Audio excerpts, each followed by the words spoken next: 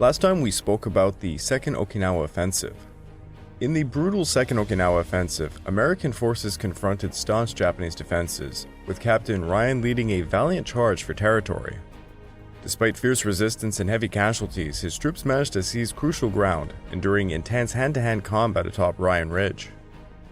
The battle raged on, with American forces fighting through exhaustion and dwindling supplies, while the Japanese, though determined, faced declining morale as they were losing ground.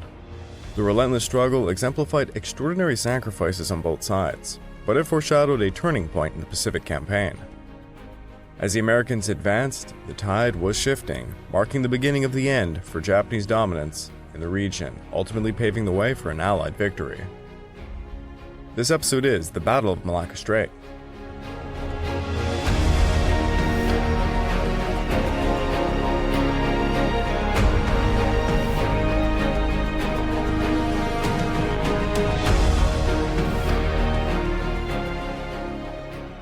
Welcome back to the Pacific War podcast week by week, and I'm your dutiful host, Craig Watson. Before we begin, I just want to remind you all that this podcast is only made possible through the efforts of Kings and Generals over at YouTube. Perhaps you want to learn a bit more about World War II? Kings and Generals has an assortment of episodes on World War II, and so much more. Let's go give them a look over at YouTube. So please subscribe to Kings and Generals over at YouTube, and continue to produce this content by checking out www.patreon.com/kingsandgenerals. And hey, don't forget about our sister podcasts over at the Eastern Front Week by Week podcast and the Fall and Rise of China podcast, both written and narrated by me. And if after all that, if you're still hungry for some more history, why don't you check out my personal channel, the Pacific War channel found over at YouTube, and Echoes of War found on major podcast platforms. Over on YouTube, I just released an episode covering the Japanese assault upon the Great Wall of China in 1933. And on Echoes of War, I just released an episode covering the American plans to invade Canada in the 1930s. And hey, if you'd like to support me further, please consider checking out my YouTube membership or my Patreon account at www.patreon.com/thepacificwarchannel. By joining either of these, you get access to the exclusive podcast series, early access to all the content I make, and voting rights for the subjects I will tackle next. And the latest episode on the exclusive podcast series is covering the government by assassination period for Japanese history, that being the 1920s and the 1930s, when some radical young officers began killing just about any official to try and make ends meet. After the failure of their second offensive, the Japanese turned all of their energy towards waging a prolonged battle of attrition. Their losses did not impair immediately their defensive capacities. Thus, the 24th Corps found no weak points in the Shuri defenses resulting from ill-starred offensives. By throwing fresh troops into the attack on May the 4th, Ushijima had been able to maintain his strength along the entire front. Nor was there any breakdown in his command and staff operations. Frontline units were reorganized without seeming loss of effectiveness.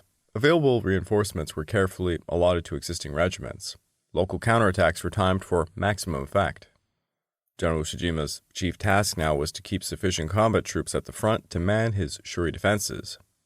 It was apparent by May the 7th that the strength of the remaining regular infantry was not great enough for this task.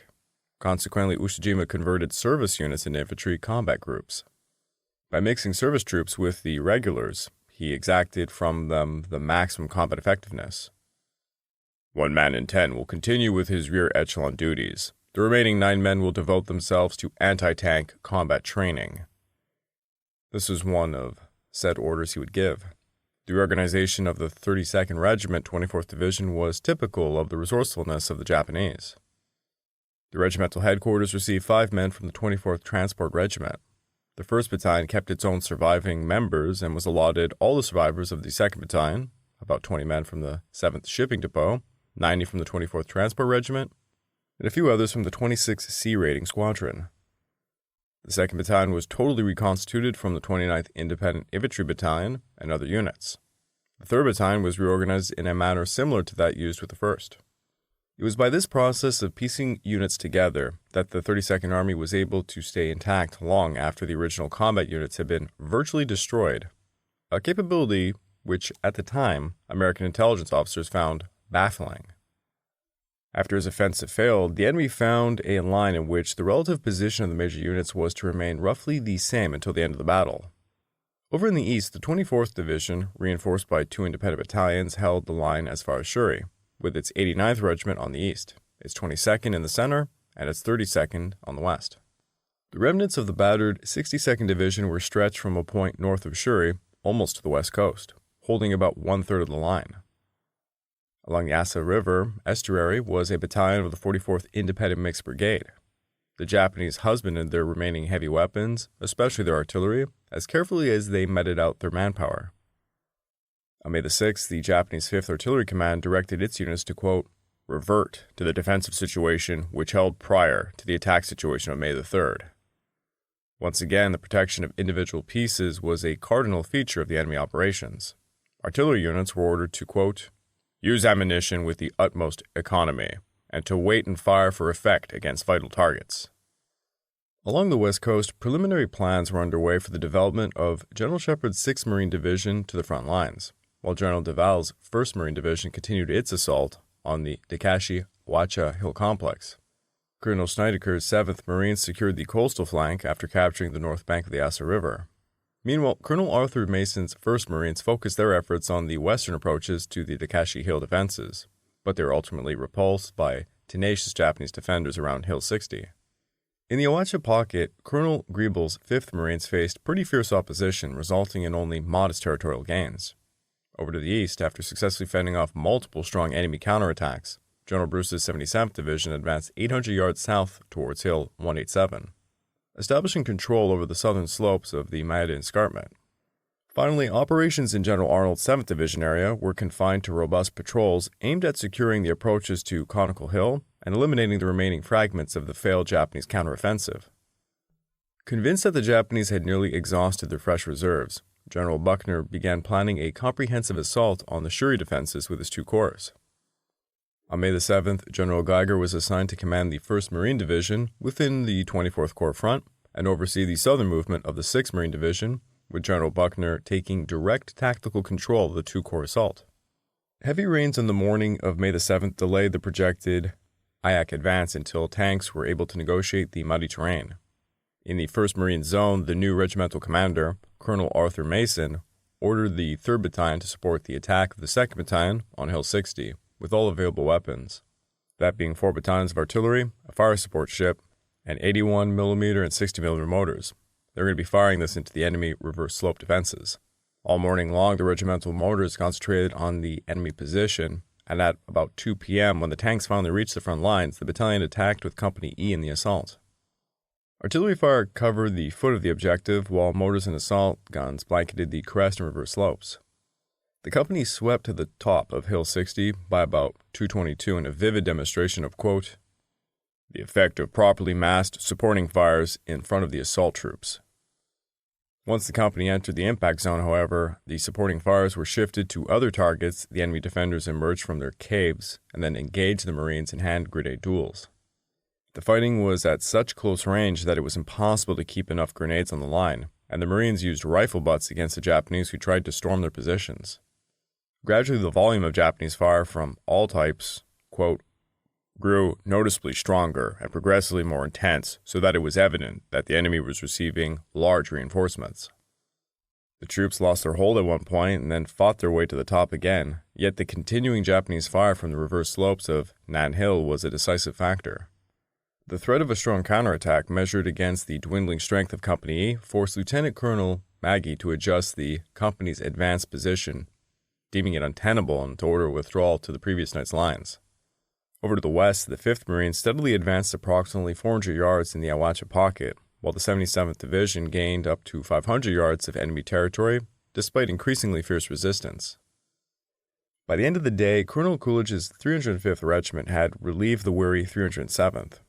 Over on the eastern coast, Colonel Green's 184th Regiment resumed its southward push, quickly capturing the Gaja Ridge and the William Hill, but faced greater opposition as they approached the western flanks of Conical Hill. Meanwhile, Colonel Patchler's 17th Regiment continued its assault towards Zebra Hill, but could only secure Howe Hill and make incremental gains on Kochi Ridge despite their strength. The following day, as General Bradley's replenished 96th Division prepared to relieve the 7th, the 184th Regiment managed to occupy the forward slopes of Easy Hill near Kibara without armored support. Throughout the rest of the 10th Army front, relentless cold rain effectively canceled planned defensive operations, leading the 1st Marines to focus on dismantling any positions on Nan Hill. Colonel Schneider's 22nd Marines took over from the 7th Marines along the Asa River just as news of the victory in Europe reached the infantry units, prompting a somewhat indifferent reaction from the rain-soaked soldiers preoccupied with the ongoing fighting in Okinawa.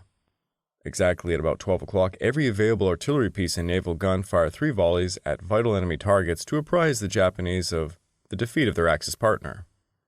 On May the 9th, Japanese kamikaze pilots launched a series of scattered attacks, damaging the carrier Formidable and 2 destroyers. In preparation for Buckner's general offensive, the 22nd Marines patrolled their front to identify suitable crossing sites over the Asa River. Meanwhile, with Nan Hill fully cleared, Mason's 2nd Battalion renewed its assault on Hill 60, while the 1st Battalion advanced into some high ground over the east, successfully capturing their objective this time. Reinforced by elements of the 7th Marines, the 5th Marines also launched another attack on the Awacha Pocket, but continued to encounter fierce resistance. In response, Griebel was tasked with reducing the Awacha defenses using 2 battalions, while Schneidecker's reinforced 7th Marines pressed the offensive southwards. To the east, General Bruce focused his efforts on the 305th Regimental Sector, resulting in the 3rd Battalion securing a foothold on Hill 187. The 17th Regiment, which had fought tenaciously to capture Kochi Ridge and the high ground west of Conical Hill, was relieved by Colonel Dill's 382nd Regiment. Concurrently, Colonel May's 383rd Regiment moved into forward assembly areas behind the 184th and on May the 10th took over the positions north of Conical Hill. Both fresh regiments of the 96th Division were able to destroy enemy strongpoints that had impeded the progress of the wary 7th Division, and they captured key hills that protected the approaches to the Conical Hill. On the west coast, after stealthily constructing a footbridge across the Asa River, during the night, 3 companies of the 22nd Marines successfully crossed said river. However, 2 Japanese human demolition charges emerged from some hiding places and rushed the south end of the footbridge, destroying it. Despite the challenges, the attack south towards the town of Asa continued, successfully establishing a bridgehead that stretched 1,400 yards long and 350 yards deep by the end of the day. To the east, the 1st Marines launched an assault on the western end of Dakichi, but they were pushed back by intense enfilading fire from the ridge.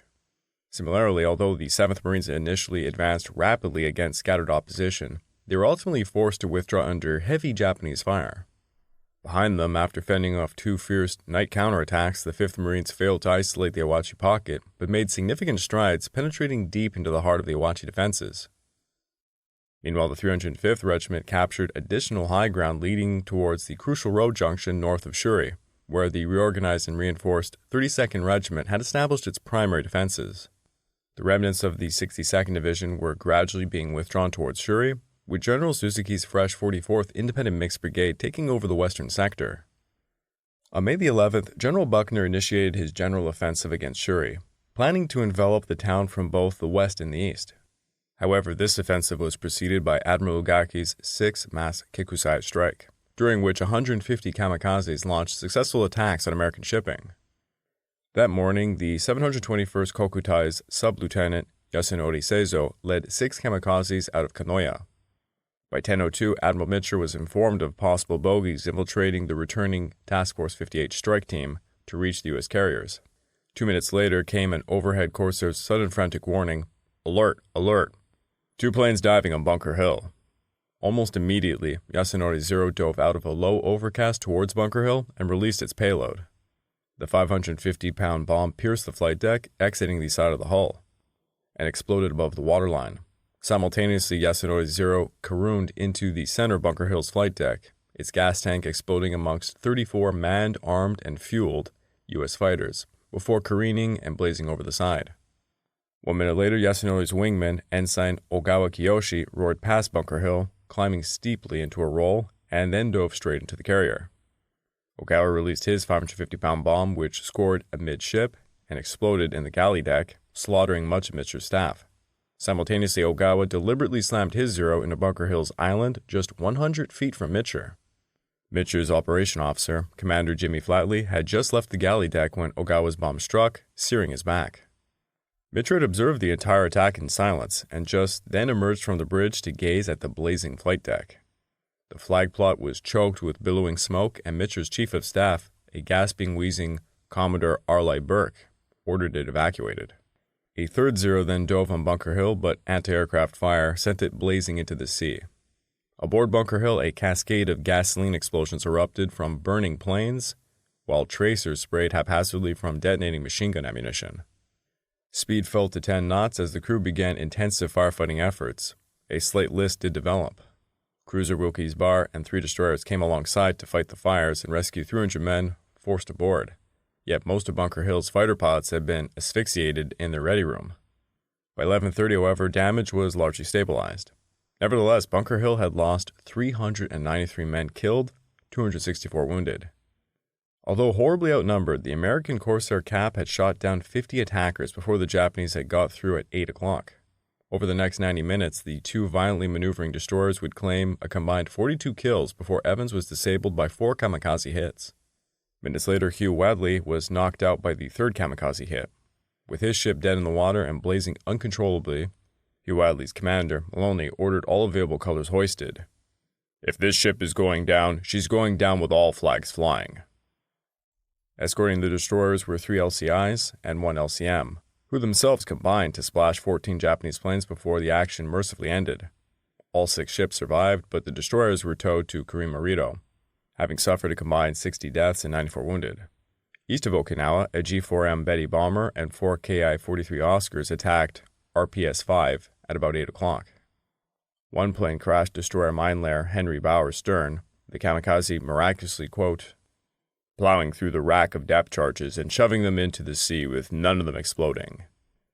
Escorting LCS number 88 splashed 2 Oscars, the second scoring a posthumous 220-pound bomb hit on her, which killed 9 and wounded 7.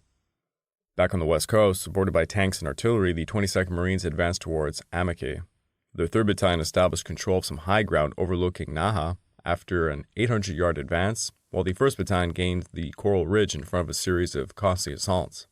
The 2nd Battalion further extended the line to connect with the 1st Marine Division. Devel's advance was spearheaded by Mason's 2nd Battalion, which successfully secured a foothold on the high ground west of Wana, despite heavy artillery bombardment. In constructing the Wana position, the Japanese had, quote, taken advantage of every feature of the terrain, so difficult it could not have been better designed if the enemy himself had the power to do so. With this natural advantage, the enemy had so organized the area that in order to crack the main line of resistance, it was necessary for the 1st Marine Division to wheel towards Shuri and attack directly into the heart of the city's powerful defenses. Any attempt to drive past Shuri and continue the attack to the south would mean unacceptable losses inflicted by artillery, motor and automatic weapons, and rifle fire coming from the heights that commanded the division's flank and rear areas. The southernmost branch of the Asakawa wandered across the gently rising floor of Wana-Dra and through the northern part of Shuri. The low-rolling ground bordering the insignificant stream was completely exposed to enemy fire from positions along the reverse slopes of Wana Ridge and the military crest of the ridge to the south.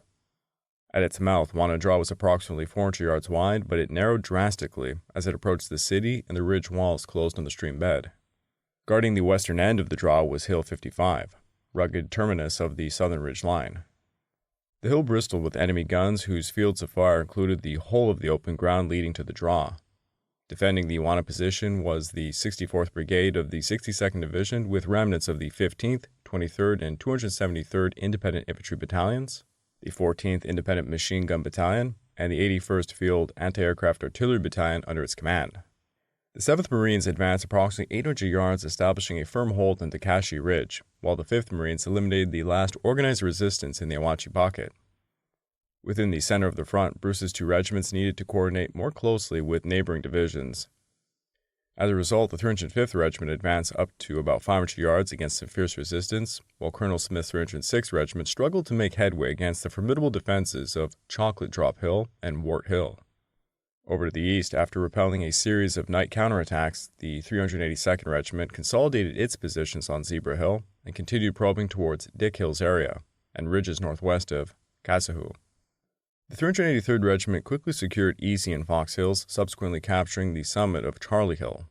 However, over the next 2 days, efforts by the 1st Battalion to dislodge the defenders from the top would be thwarted by withering fire from King Hill, while the 2nd Battalion cleared Gaja Ridge and the twin villages of Tubaru and Amaru. On May the 12th, Dill's 3rd Battalion executed a successful assault, capturing Baker Hill, although the 1st Battalion's attack on Dick Baker was repelled by the defenders. To the west, the 306th Regiment only provided support for the advance of the 305th, which faced difficult terrain in the broken ground west of Route 5, managing to gain about 500 yards. Meanwhile, the 7th Marines solidified their hold at the Kashi Ridge against sporadic opposition, but the 1st Marines found themselves pinned down while trying to improve their positions west of Wana. The vulnerability of the 6th Marine Division to direct fire from the western slopes of the Shuri Massif resulted in significant losses for Schneider's 2nd Battalion as it fought to seize the high ground overlooking Naha, ultimately being repelled by Sugarloaf Hill. Meanwhile, the 1st Battalion advanced steadily in the center, capturing the high grounds north of Asato, while the 3rd Battalion secured commanding positions and conducted patrols through the suburbs of Naha. At sea, scattered kamikaze attacks damaged Admiral Spruance's flagship, the battleship New Mexico, and inflicted further damage on 2 additional destroyers the following day. In retaliation, Mitscher directed Task Force 58 to strike Kyushu once again. Back on Okinawa, as Schneider's 3rd Battalion recointered the northern suburbs of Naha, the 2nd Battalion launched unsuccessful attacks upon Sugarloaf Hill. In light of this resistance and the heavy casualties suffered by the 22nd Marines, Shepard ordered Colonel Wayling's 29th Marines to reinforce the effort, but they could only position themselves northwest of Makabe. To the east, while the 1st Marines faced heavy losses and were repelled at the mouth of the Wana Draw, the 7th Marines finally secured the Kashi Ridge, and in the center, the 305th Regiment continued its determined advance into the extremely rugged terrain north and northeast of Shuri, whereas the 306th Regiment once again failed to capture Chocolate Drop Hill and Wart Hill. Coordinated with this, the 382nd Regiment attacked the Dick Hills, successfully securing Dick Baker and Dick Abel against light opposition, but ultimately being pushed back from the later. Further east, May 2nd Battalion launched a frontal assault on Conical Hill, successfully reaching the northeast crest of the ridge, where it repelled several heavy Japanese counterattacks. Back at sea, Task Force 58 launched another strike on Kyushu during the early hours of May the 14th. In response, the Japanese dispatched 28 kamikazes alongside 40 escorts, inflicting heavy damage on Mitscher's new flagship, the carrier USS Enterprise, in what would become known as the last action of Big E, or also nicknamed the Grey Ghost. At 5:25 a.m., some 28 Zeros armed with 1,100-pound bombs sortied from Kanoya towards Mitscher's carriers cruising at about 130 nautical miles southeast of Kyushu. 40 fighters escorted them. At around 6:45 a.m., Enterprise detected 4 incoming bogies. 3 were shot down over Task Force 58, but the 4th, flown by Sub-Lieutenant Tomiyasu Shinazuke, continued closing in. Using clouds for cover, Tomiyasu approached Enterprise from astern. Already struck by flak, at 6:57, Tomiyasu's blazing Zero suddenly appeared 200 feet above Enterprise, which erupted with anti-aircraft fire. Although seeming to have overflown his target, Tomiyasu suddenly snap-rolled his burning Zero onto its back and dove almost vertically into Enterprise's flight deck. Observing from Enterprise's exposed bridge wing, Flatley rushed back inside and shouted to take cover just as Tomiyasu's kamikaze hit. The thunderous explosion blew Enterprise's forward elevator 400 feet in the air, rattling the carrier's bridge and flung shrapnel against her island. As Flatley emerged from cover, he observed an unsmiling Mitscher, arms crossed, standing amidst the smoke wreckage. "Jimmy," Mitscher growled, "tell my task group commanders that if the Japs keep this up, they're going to grow hair on my head yet." Enterprise remained on station, but her flight deck was taken out of action. Task Force 58 splashed 3 more planes before Japanese attacks would end at about 8 a.m. That evening, Task Force 58 retired from Kyushu. The following morning, on May the 15th, Mitscher transferred to carrier Randolph, his 3rd flagship in 5 days. Enterprise would detach for repairs in the United States on May the 16th, having lost 14 dead, 68 wounded. However, her war was over. Honestly, for those of you who don't know, the USS Enterprise is the most decorated ship of all time, an absolutely insane history. She was so impressive, my Patreons voted for me to do an exclusive episode on her, and it took 2 full episodes to do.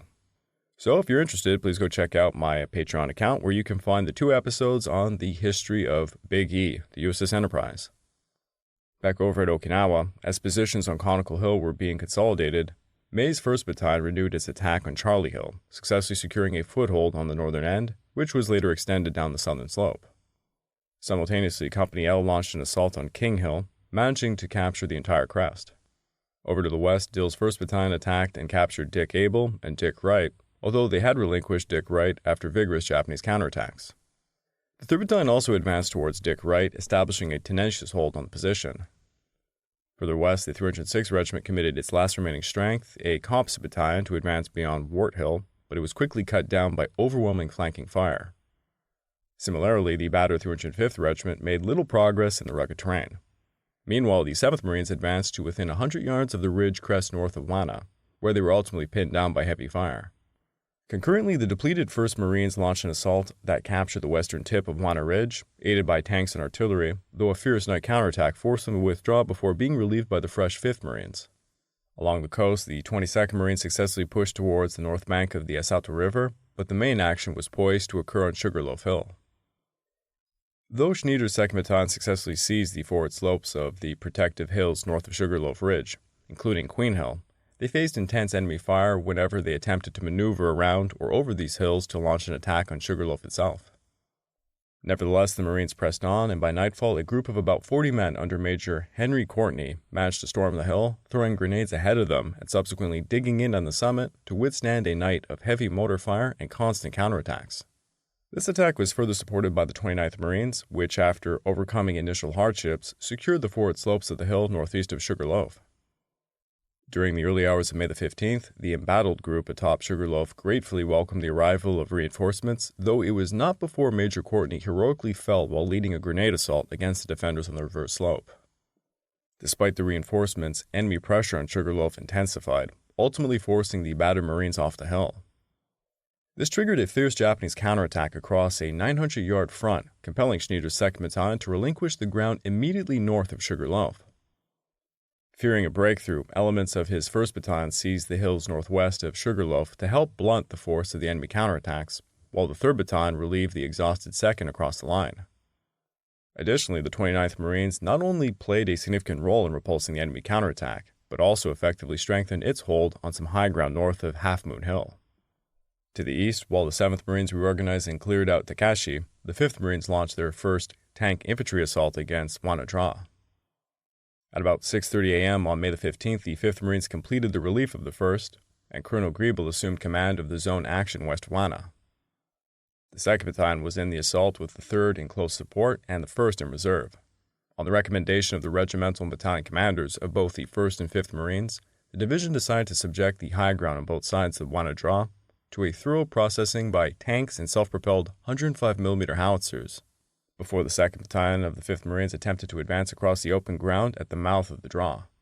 With Company F of the 2nd Battalion 5th Marines providing fire teams for protection against suicide attackers, 9 tanks from Company B, 1st Tank Battalion, spent the morning working on the positions at the mouth draw. The tanks drew heavy small arms, motor, artillery, and AT fire, and accompanying infantry were dispersed to reduce casualties. Because of an open area of operation, the fire teams were still able to cover the tanks at relatively long ranges. Both sides of the draw were honeycombed with caves, and tanks received intense and accurate fire from every sector at their front. During the morning, one 47mm AT gun scored 5 hits on the attacking armor before the NGF silenced it. About at noon, the tanks withdrew to allow an airstrike to be placed in the draw, and then they returned to the attack in reinforced strength. Naval gunfire also silenced 47mm guns that took the tanks under fire, this time before any damage was done. With the approach of darkness, the tanks pulled out of the draw, pursued by fury of enemy fire. The 5th Marines, convinced, quote, that the position would have to be thoroughly pounded before it could be taken, scheduled another day of tank infantry processing for the Wana draw before making an assault. Within the center, the battered 305th Regiment continued its relentless advance through the irregular terrain west of the main Ginawan-Shuri Highway. Simultaneously, Colonel Hamilton's 307th Regiment finally relieved the exhausted 306th and launched simultaneous attacks on the Flat Top and Chocolate Drop Hill. The 3rd Battalion slowly maneuvered towards the northern base of the drop and the north slopes of Flat Top, while the 2nd Battalion advanced towards Ishimi Ridge through the open highway valley. Concurrently, the 382nd Regiment supported the assault on Flat Top with its own attack against Dick Hill, successfully capturing its crest but failing to cross the skyline. Meanwhile, the 383rd Regiment struggled to make progress against intense enemy fire from the hill complex southwest of Conicles Peak, although some elements managed to advance up the northwest spur from Kings Hill amidst some thick mortar fire. Yet now it's time to shift our focus away from Okinawa as we look to the sea, where we will be covering the last destroyer actions of the Second World War. At the beginning of February, with the Southwest Area Fleet still isolated in the Philippines, Vice Admiral Fukidomi Shigeru formed the 10th Area Fleet to defend the shores of Indonesia and Indochina. The 10th Area Fleet was comprised of the remnants of the 2nd Striking Force. This consisted of 2 converted battleship aircraft carriers, the Issei and Hyuga, forming the carrier squadron, and 2 heavy cruisers, Ashigara and Haguro, forming the 5th Cruiser Division. 2 more heavy cruisers, Takeo and Miyoko, were at Singapore, where both had reached a sanctuary after being badly damaged in the Battle of Bloody Gulf. Miyoko had made one attempt to escape back to Japan in December of 1944, but had been torpedoed by the U.S. submarine Burgle on the 13th and had to be returned to Singapore. The cruiser Yoda joined the fleet on February the 5th to the 20th, and a 4th cruiser, Isuzu, joined on March the 25th, but lasted barely a fortnight before being sunk. On April the 7th, in a coordinated attack by the U.S. submarines Char, Gavilan, and Basugo, with peripheral assistance from the British submarine Spark. In February, Issei and Hyuga were also recalled and sailed out on the 10th from Singapore, bound for Japan, carrying some aviation spirit and other war materials. With such valuable cargoes, the Japanese took great care to safeguard their passage, and by a combination of good luck and bad weather, both evaded numerous attacks by air and by submarine, and they reached Moji on the 19th. Haguro and Ashigara, and 1 old destroyer, the Kamikaze, were now the only sizable warships left on the 10th Area Fleet to protect the troop evacuations. At this stage, the Japanese aimed to hold Java, Borneo, and Sumatra for as long as possible, while planning their main defensive efforts in Malaya and Indochina. Consequently, they began withdrawing their garrisons from the outlying islands of Moluccas, Timor, the Lesser Sunda Islands, and the scattered islands of Panda and Arafura Seas. Anticipating similar evacuation of Japanese garrisons in the Andaman and Nicobar Islands, Admiral Arthur Power's East Indian Fleet also dispatched destroyers on the series of anti-shipping sweeps in the Andaman Sea, successfully destroying several relief convoys. On May the 10th, Fukudomi decided to commence the evacuation of the Andaman Islands, dispatching Vice Admiral Hashimoto Shintaro's heavy cruiser Haguro and the destroyer Kamikaze to deliver supplies to the islands and return with troops back to Singapore. Additionally, a secondary convoy consisting of 1 auxiliary vessel and 1 subchaser was organized to perform the same mission for the Nicobar Islands. As Allied intelligence uncovered these plans, Vice Admiral Harold Walker's 461, primarily composed of the battleship Queen Elizabeth and Richelieu, alongside 4 escort carriers, sailed from Chikomali to intercept the Japanese ships. However, the Japanese were unwilling to risk a battle, and upon receiving an air reconnaissance warning, they returned to Singapore. Nonetheless, Walker decided to remain in the area, awaiting reinforcements in case the enemy regained the confidence to launch another sortie. On May the 14th, Fukudomi finally resolved to carry out the evacuation again, this time first sending forward his 2nd convoy to Nicobar. This force managed to reach the islands unmolested during the day, and successfully embarked 450 troops before setting sail for Penang, although they were later spotted by the patrolling liberators. In response, Walker dispatched the 21st Aircraft Carrier Squadron and the 26th Destroyer Flotilla to conduct an air and sea sweep off Diamond Point, aiming to intercept and destroy the enemy. On the morning of May the 15th, some Avengers encountered Haguro and Kamikaze as they returned from the Malacca Strait. As Captain Manly Power's destroyers rushed to the area, 3 Avengers launched by the escort carrier Shaw attacked Haguro with bombs in the afternoon, causing minimal damage that only compelled Haguro to alter its course eastward. However, this diversion effectively allowed the destroyer force to intercept Hashimoto's convoy during the night. As the flotilla closed in on the enemy during the early hours of May the 16th, Hashimoto reacted desperately by fleeing at full speed to the north, thwarting Power's carefully laid ambush. Soon thereafter, however, Haguro turned to port, crossing paths with the destroyer Venus, which was closing in at full speed from the west. Surprisingly, Venus failed to launch its torpedoes, prompting Hashimoto to turn south and run straight into Power's trap. Haguro's violent turn away changed the situation dramatically. Sumatra now found the enemy racing down towards her port side at a relative speed of nearly 60 miles per hour.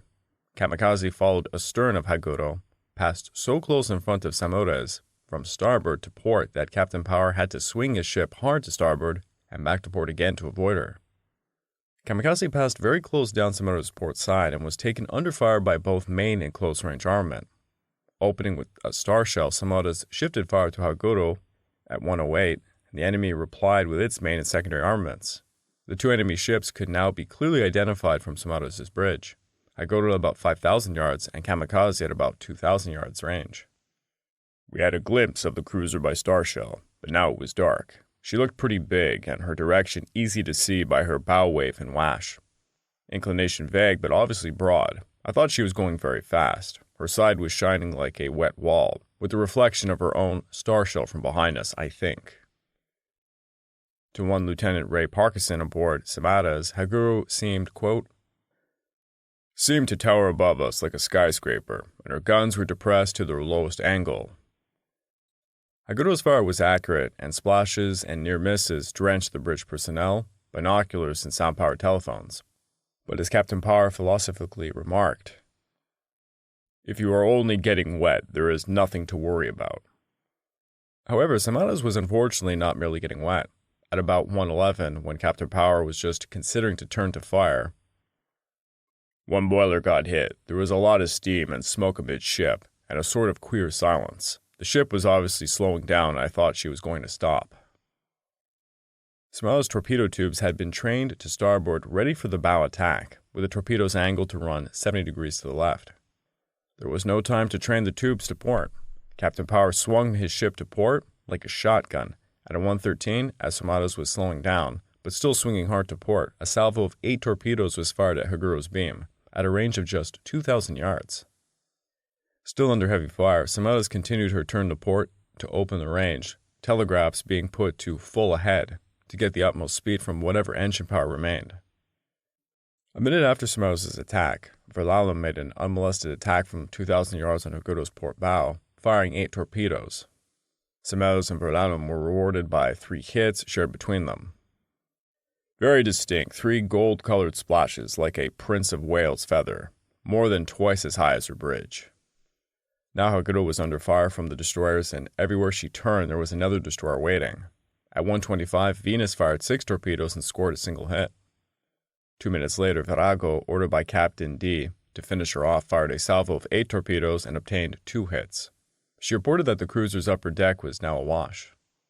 Missed torpedoes were racing all over the battle scene. In Venus, at the height of the action, the engineer officer and chief ERA in the engine room actually heard the wiring sound of 2 torpedoes passing very close along the ship's side.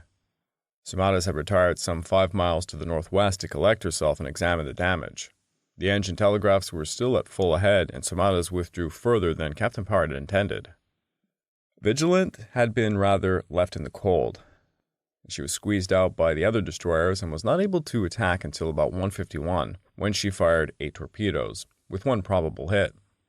Haguro was lying motionless in the water in her last throes. The rest of the flotilla was snarling around the carcass like a lot of starving wolves around a dying bull. I was too far away to make out what was going on. I told them all except Vigilant, who I knew had torpedoes left, to come away and join me, with a view to getting formed up and the situation in hand. Of course, they did nothing of the sort. I should not have done myself. Venus was ordered to close and make a job of it, and at 2:02 administered the coup de grace with the 2 remaining torpedoes. About 2:06, Venus signaled that the cruiser had sunk. Haguro had gone, in a position about 45 miles southwest of Penang. 50 miles away, Cumberland and Richelieu had been getting tantalizing glimpses of star shells and lights, but they were too late to take part in the battle. Samada's transmitted V's for victory, and Captain Power signaled, "Pick up survivors. Stay no more than 10 minutes." Kamikaze sustained some slight damage from the gunfire, but managed to escape the scene, returning the following day to rescue approximately 320 survivors. Nevertheless, over 900 Japanese soldiers lost their lives in the battle, including Vice Admiral Hashimoto and Rear Admiral Sugurakaju. While the evacuation of Nicobar Islands was successful, the evacuation of the Andaman Islands proved to be a resounding failure. By the end of the war, with the food situation in the islands becoming critical, the Japanese committed several atrocities against the civilian population. This included the transportation of 300 so-called useless mouths to uninhabited Havelock Island off South Andaman, where all but 11 would perish. I would like to take this time to remind all of you that this podcast is only made possible through the efforts of Kings and Generals over at YouTube. Please go subscribe to Kings and Generals over at YouTube and continue to produce this content by checking out www.patreon.com/kingsandgenerals. And hey, don't forget about our sister podcasts over at the Eastern Front Week by Week podcast and the Fall and Rise of China podcast, both written and narrated by me. And after all that, if you're still hungry for some more history, let's check out my personal channel, the Pacific War channel found over at YouTube, and Echoes of War found on major podcast platforms. If you'd like to further support me, please consider checking out my YouTube membership or my Patreon account at www.patreon.com/thepacificwarchannel. By joining either of these, you get access to the exclusive podcast series, early access to all the content I make, and voting rights for the subjects I will tackle next. And I just finished the latest exclusive podcast. The subject is the government by assassination. That's Japan in the 1920s and the 1930s, when young, typically radical officers would kill just about any official to get what they wanted. It's a bloody and very interesting episode. I highly recommend it. During the intense battles of the Malacca Strait, Japanese forces attempted a desperate evacuation, facing relentless Allied attacks. Despite some fierce resistance, the Allies advanced strategically, leading to significant Japanese losses. Caught in critical confrontations, the Japanese ultimately succumbed, marking another sad moment in the Pacific War as the Allies were running to victory.